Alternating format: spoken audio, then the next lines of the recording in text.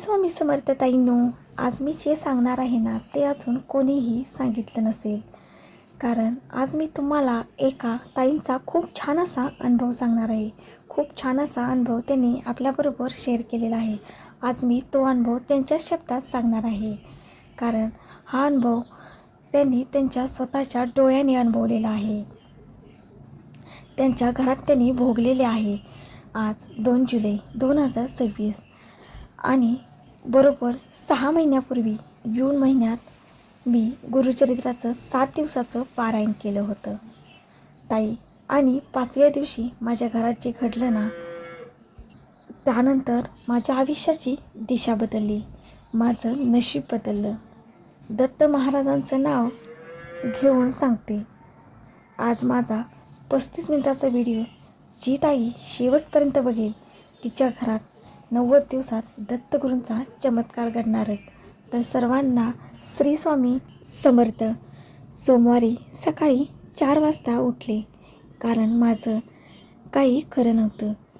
नवऱ्याला काम नव्हतं, सासूबाई टोमणे मारायच्या, 17 लाखाचं कर्ज झालं होतं, लेकरू 10वी नापास झालं होतं.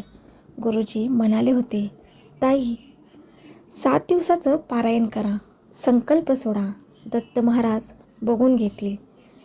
मी आंघोळ केली, पांढरी साडी नेसली, घरातल्या देवघरात बसले, गुरुचरित्र समोर ठेवले, निरांजन लावलं आणि हात जोडून म्हणाले, श्री गुरुदेव दत्त. मी कविता आजपासून 7 दिवस तुमचं पारायण करणार. माझं कल्याण करा, माझ्या घराचं सोनं करा. पहिला अध्याय वाचायला घेतला ताईंनो, आणि 2 ओळी वाचल्यावर माझ्या डोळ्यातून पाणी आलं. का माहीत नाही, पण मला वाटत होतं की माझ्या आजूबाजूला कोणीतरी आहे. पण ताईंनो, पहिल्या दिवशी काहीच झालं नाही, ना चांगलं ना वाईट. पण दुसऱ्या दिवशी सकाळी जे घडलं ना, त्याने माझ्या अंगावर शहारे आले. काय घडलं ते ऐका. मंगळवारी पहाटे 4:30 वाजता मी पारायणाला सुरुवात करणार. तेवढ्यात दार वाजलं. इतक्या सकाळी कोण आलं असेल मला वाटलं. दार उघडलं तर कोणीच नाही, पण उंबरठ्यावर एक औदुंबाचं पान पडलं होतं. ताईंनो, असं पान होतं की ते आत्ताच तोडलं आहे. आमच्या घरापासून 2 किलोमीटर, पण औदुंबरचं झाड नाही. मग हे पान आलं कुठून? मी ते पान उचललं, देवघरात ठेवलं आणि पारायण सुरू केलं. ताई, त्या दिवशी वाचताना प्रत्येक शब्दाचा अर्थ कळत होता. डोळे मिटले होते की दत्त महाराज दिसत होते. आणि दुपारी 12 वाजता इतका दिवस काम नव्हते आणि नोकरीसाठी फोन आला. उद्यापासून कामावर या असं सांगितलं. पहिला चमत्कार ताईंनो झाला. दुसऱ्या दिवशीच, पण हा तर ट्रेलर होता. पिक्चर तर डाव्या दिवशी, 5व्या दिवशी होता. डाव्या बाजूला एक सावली दिसत होती. माहीत नव्हती ती सावली कशाची होती. कदाचित स्वामींचीच असावी. बुधवारी गुरुजी म्हणाले होते, पारायणात परीक्षा होतात, आणि झाली ताई. सकाळपासून घरात भांडणं. सासू म्हणाली, नाटक बंद कर, नवरा कामावर जाईना. मला म्हणाले, ग्रंथ फेकून देईन.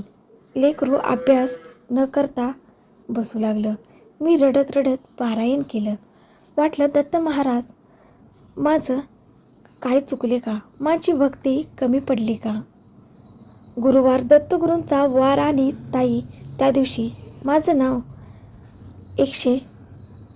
नावसुद्धा मला घ्यायला येईना. ताप 104 पर्यंत गेला. अंग दुखत होतं. उठवेना. घरातले म्हणाले, आज राहू दे.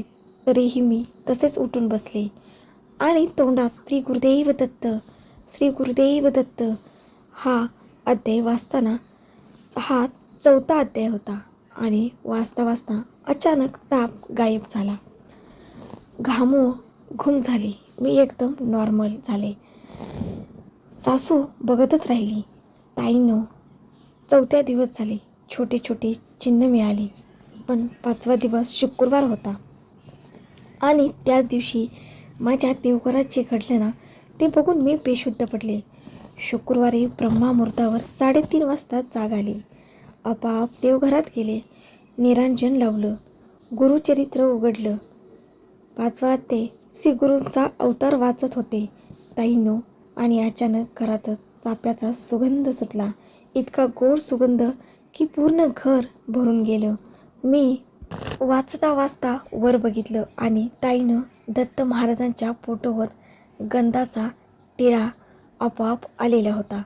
आणि निरांजनाची ज्योत नाचत नव्हती ताईंनो, एकदम स्थिर, जशी कोणी हाताने धरली आहे.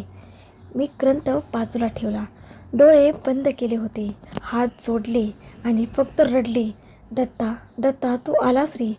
10 मिनिटांनी डोळे उघडले. सुगंध गेला होता, ज्योत हलत होती, पण तो गंधाचा टिळा तो तसाच होता. ताईंनो, मी मोबाईलमध्ये फोटो काढला, आजही आहे माझ्याकडे. त्या दिवसानंतर माझं घर मंदिर झालं. मिस्टर कामावर जाऊ लागले. 17 लाखाचं कर्ज माफ झालं. सरकारची योजना लागली. शनिवारी घरात प्रसन्न वातावरण. सासूने स्वतःहून मला चहा करून दिला. 20 वर्षात पहिल्यांदा असं काहीतरी घडलं. रविवारी पारायणाची सांगता. 53वा अध्याय डोळ्यात पाणी आणणारा. कारण 7 दिवसात माझं आयुष्य बदललं होतं ताईंनो.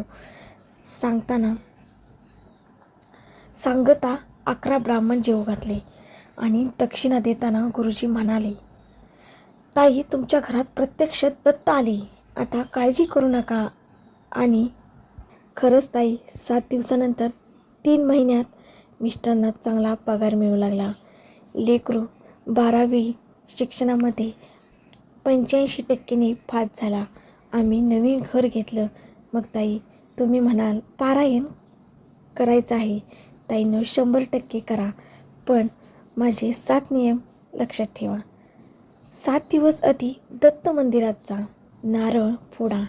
हे दत्त महाराज, मी 7 दिवस पारायण करणार आहे असं सांगा. वेळ पाळा. रोज सकाळी 4 ते 7 ही ब्रह्मवेळ. याच वेळी दत्त फिरतात.